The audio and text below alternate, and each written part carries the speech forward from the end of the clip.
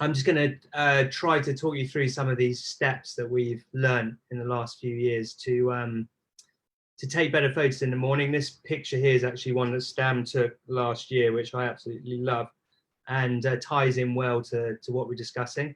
I think you're going to answer a couple of questions a bit later. Yes, later. I think I got a couple of questions that someone asked us before, and we haven't had time to answer the last live, so we're gonna do it for a little bit at this live. Okay, that's fine. So yeah, I think a couple of questions people sent in, so we'll try to answer those in a little bit, and then just take you through some of these things. Last week's live, I don't know if any of you watched it, but was quite long, and I think probably it's just more beneficial for you guys to give you short, actionable steps that you can actually implement at your next wedding to try to get some results straight away. So probably 10 to 15 minutes to go through this for you guys. Yeah, just an introduction about us too. I mentioned this last week, and we're actually going to change the name, aren't we, of the business soon. Liam Collard Photography. Stam joined it very early on, so we built this business together over the last 8 years. But I had the name set up, and we were already getting some bookings at that point. So it's always been on our list to change the name, and we just haven't got around to it. But it is something we're actually just about to do. So yeah, we've been talking for a while. Yeah, talking for many years about it. So because I joined Liam's like years later, and yeah. So we will change the name soon.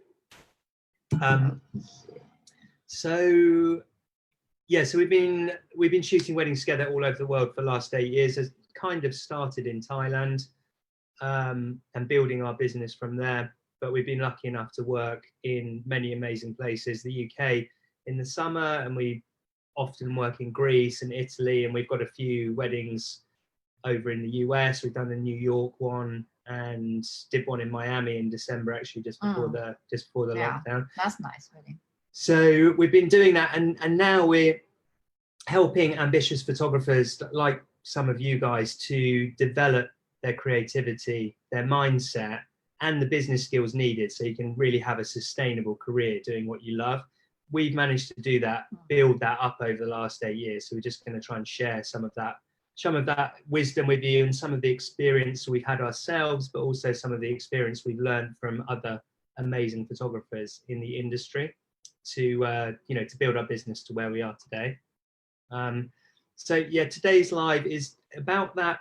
A lot of photographers, including us, struggle a bit in that the morning part of the day, or in the UK it's in the morning. In Thailand they don't normally start till the afternoon, but that part of the day where you first arrive and you have to go into that very intimate and delicate space of the bridal suite or the groom's room, where it's their best lifelong friends and family.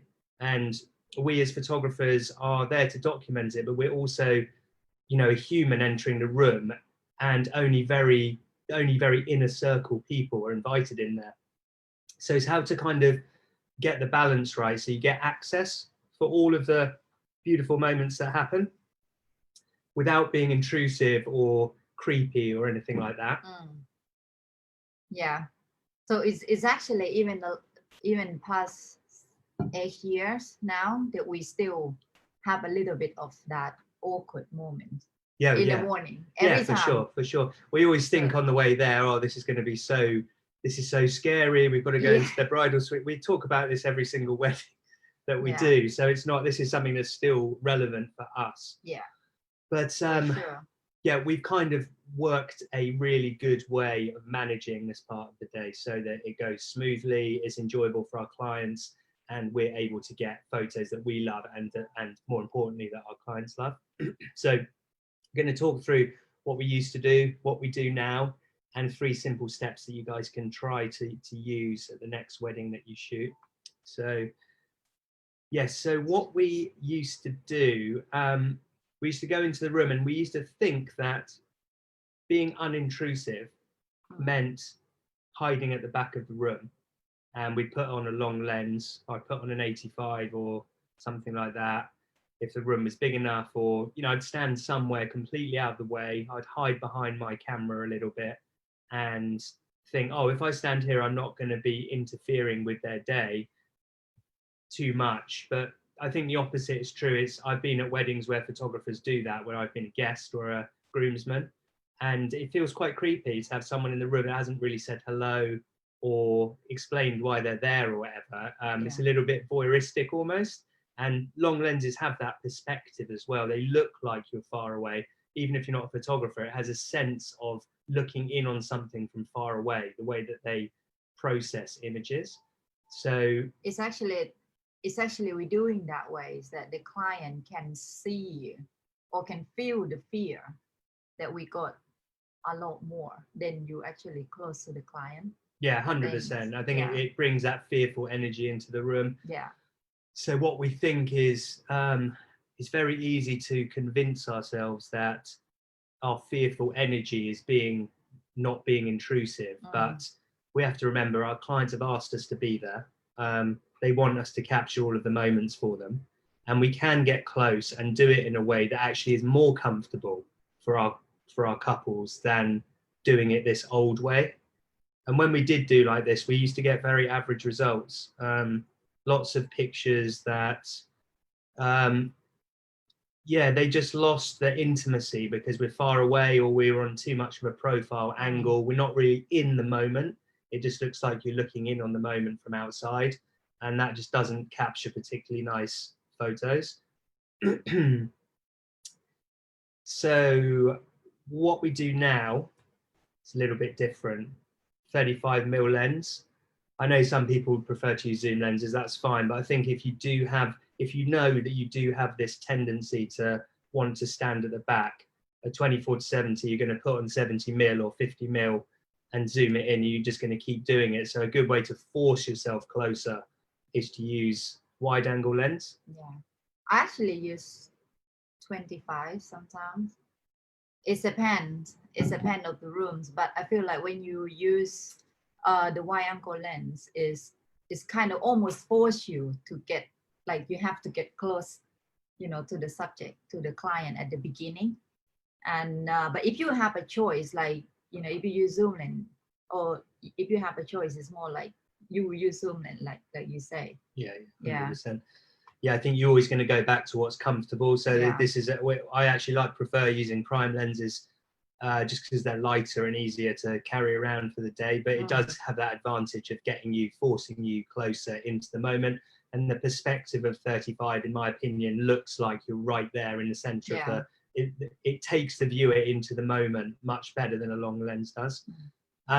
So when we get there in the morning, I always go in and kneel down. I think Luke asked a question last week about this, but I always go in and kneel down where the bride is getting ready so that I'm on the same level as her, and ask her how her morning's gone so far. Is there anything I can help with? I don't have the camera out at this point, and just say, oh, are these your bridesmaids? And I take the opportunity to actually speak to them. We always meet our couples before the wedding day, so they've got a relationship with us on the wedding day, but the rest of the bridal party don't normally. So just taking a few minutes to let people know that we're there, how we're going to be working, and then getting on with it gets us great access. So I actually always start, and Stan does a lot of these as well, but the detail photos, we say hi, don't we? Then we do the detail photos. So you kind of like get that warm up, you know.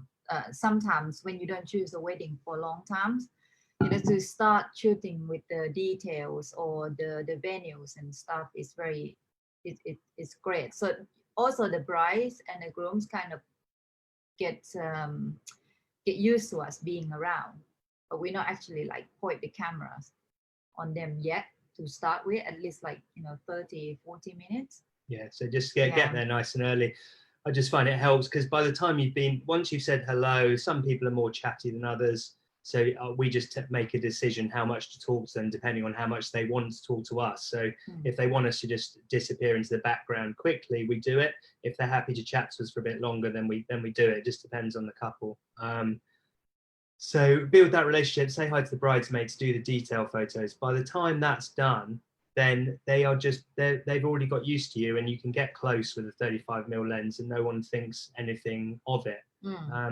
I find for the groom's room, it's my personal favorite is always to ask the groom, when are you going to be getting ready, and let me come and hang out with you before your groomsmen or your ushers get there, because then you've already claimed your space in the room, and it's easy when they come in that they don't expect anything to be set up or for you to be kind of directing them in any way. You're already kind of there, sort of working with the groom quietly, and it becomes obvious how that's going to play out. We just hanging out with them basically. So this approach where it's like relationship led, then we use wide lenses to get closer, everyone's comfortable that we're part of the day, and whilst we work quietly we're going to be close. This gets us fantastic results, and there is a couple of examples we can give you here. This was an amazing photo that Stam took this year, I think. This January before lockdown. And it might surprise some of you. A lot of people assume that I would do the groom and Stam does the bride. But actually, no, it's opposite. Normally we do the other way around. So you simply can't get a photo like this of the groom in the shower unless he feels comfortable with you as a human. Like it's just impossible. And we've seen, haven't we? We've seen video teams ask for this kind of shot, or can they get access to the bathroom or whatever after they've seen us do it, but they haven't actually introduced themselves properly or built any relationship, and they ask with no confidence, and they haven't claimed their space in the room, and therefore the groom says no, even though we've just done something similar. So a lot of it's to do with acting in a confident way, acting really excited that I can get this amazing shot if we when you have a shower, and just make it sound amazing, then they're more happy to do it. What you think? No, I think it's not so much about how you do it or what you do it. I think it just depends like how you ask them. Because the clients, on their big day, they already expect you to photograph, like to documentary everything on their big day anyways. So it's your job as well to to bring all of those energy into the room, so the positive energy, so you make them feel it's very comfortable. So so this is I always, and also it's one thing, you need to read the actual energies of the groom as well. I don't do this kind of shot every wedding, it just depends. And also it's not so important as well. This is just like a beautiful creative shot, but it's not necessary. I'm not have feeling like, oh, I have to get this shot. This is not. So it's just like something extra. If you see something beautiful, you just ask them in a very confident way. And I think pretty much like 100% all of my grooms say yes. So they're fine with it. Yeah, I think it's like Stan was saying, it definitely for me is about just reading the body language of the couples you're working with. Some people are more open to this kind of creative shot than others, and just with experience you get to sort of know who it's worth doing it for and who it's not. So yeah, we don't do it at every wedding, but if the opportunity's there, then we do. So this one, not as intimate as Stan being in the shower room there, but it's just an example of how close I am to the bride here using a 35mm. This is a photo that I took at a wedding in London. But, how do I was in there whilst the bride put her dress on, and she was comfortable with that. Most weddings, I do that. Admittedly, probably helps we work as a couple with this kind of thing, but it's just about being in there early and having a good relationship, so that people don't feel that it's uncomfortable or creepy in any way. And so that it comes down again, not really to the photo that you're trying to take. It just comes down to how you're trying to take it. And I find being close like this is completely fine, as long as there's some kind of relationship there. So no, I'm just sharing this. Okay. So yeah, we just wanted to give you guys 3 steps to try at the next wedding from what we've just been chatting about. Really good tip, I think, is to go into the room with no camera. So when we get there, we just leave our bags outside the bridal suite. If it's in a private villa or something, if it's in a hotel in London, then you take our bags in, but we'll just leave the cameras down for a few minutes, quickly summarize to the bride, just remind her how we're going to work so she's comfortable with everything, ask if she needs anything, and then sort of crack on with the detail shots whilst trying to have a little bit of a conversation with the bridesmaids if they're there to get things started. Yeah. And you'll be amazed how much that opens up access for I think it's good documentary photography. It's one time, I think Mike Garrett, he says some things, which is, I completely agree. So he said, sometimes you just have to, walk into the room at the beginning and just forget the camera for a moment, and then just be nice human being, just say hi to people properly, talk to people properly, and then you start to photograph. I think that's really important. It's really small parts of the day, but it's really important. If you do that at the beginnings, it really gonna help a lot easier for you and your couple, easier work together. So, yeah, for sure. Yeah, 100%.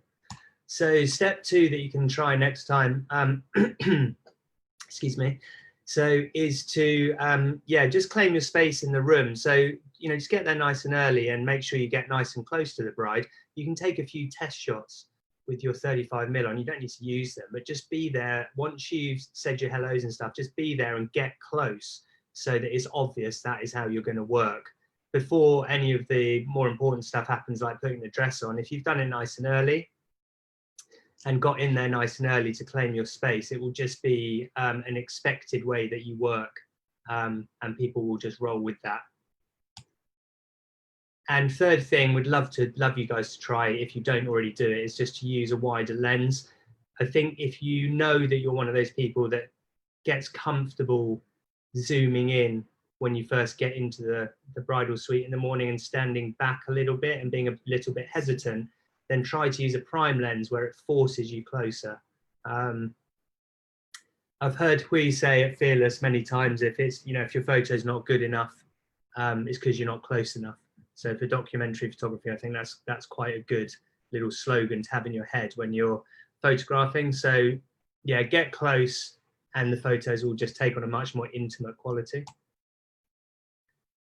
Okay guys, so just to summarize, we've gone through today the mistakes that we used to make, how we approach it now, and giving you those 3 steps that you can try at the next wedding. Yeah, we can do that in a minute. Just quickly, what's coming up? We're doing another Facebook Live next Friday, and details of that we're going to post on our page in the next few days. So stay tuned for that. And for some next steps, I'll just tell you next steps in a minute if you wanted to get some more information about working with us or some of the content we've produced so far. But yeah, just a couple of questions if we've got them. Yes, we actually got a couple of questions that someone asked us in the groups earlier. So let me read. How much time do you spend talking to the bride or groom when you arrive? Actually, not a lot, because like I said, sorry guys. I'll let you answer that. Guys, sorry. Quiet. Okay. Yeah, I actually don't not a lot, because at the end of the day, you don't want to interrupt too much for the bride and groom anyways. But I say at the beginning, it's super important to to chat with them, like how you normally, like we chat with people before, like how you work, but to just reminding the couples. And you don't want to be like talk a lot, or at the beginning when I just start doing, I feel like I need to talk, I need to be like the most friendly photographer in the world. It just sometimes it put so much pressure on myself, because I'm actually don't talk a lot. And I think the most important thing is you just bring the good energy into the room, give the brides and grooms and being friendly and smile, and then it is leave the ego down, and then just be nice human beings. And I just chat to them at the beginnings for like less than 5 minutes, and then you just like do your job, because the brides, they already expect you there. So no, I don't, if they have a question, I'm just talk to them, just be nice human beings. Yeah. What was the other one? Yeah. How do you know if you can stay in the room when she put the dress on? Yeah, it's a good question, this one. So I think it, yeah, I've occasionally had brides say, oh, could you just step outside whilst I put the dress on? And that's completely fine. Some people just want that privacy and they don't want photos of it. Normally though, I don't really need to ask. It's just about building the relationship before. We normally prepare the bride anyway, because we've showed her portfolio shots of the intimate photos of other brides getting ready, so they kind of know what our style is and what to expect. And then sometimes the bridesmaids ask me, so I just say, oh, normally we captured some beautiful photos of this, and just remind them and the bride that the only people that are going to see the photos are the bride and groom. They're the people that are going to get them. They're not going to go anywhere public if they don't want them to. And that's normally enough if people ask. But occasionally people just say, oh, I don't want photos when actually getting into the dress. So that's fine. Just be flexible, and you'll find some people want every single thing covered. Others won't say anything, so you just carry on and cover it. And some may ask you some questions about it. But just read the situation of the energy. Sometimes you don't need to hear what they say, but you can just tell, I think, from experience, whether it's where the kind of boundaries are. So just be aware of that. That's why it's important that you back to the what we just talked earlier, to claim the space, be there nice and early, claim your space before, and that is actually really helpful for that kind of shot. When the bride's already aware that you're there, they normally not really say anything. Yeah, no, exactly. So guys, just to finish off then, thank you very much for watching. Tried to keep it a bit shorter this week, and please do join our community to get our free mini-series on the 9 characteristics of successful photographers. If you're not on our email list already, then head to the landing page here. I'm going to actually post in the comments in a second. So you'll find the link in the comments for this page where you can join our email list. There's also a link to it on our Facebook page. So if you have a look at our Facebook page, it's pinned to the top, a post about how to get this mini series we've just created.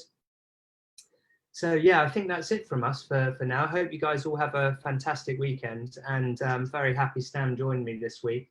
We can do another one next week. Have you got one more question there? Yeah, so we answer quickly. I don't know. Yeah, I think we got one more question actually. So your time between bride and party getting ready and the groom party getting ready, is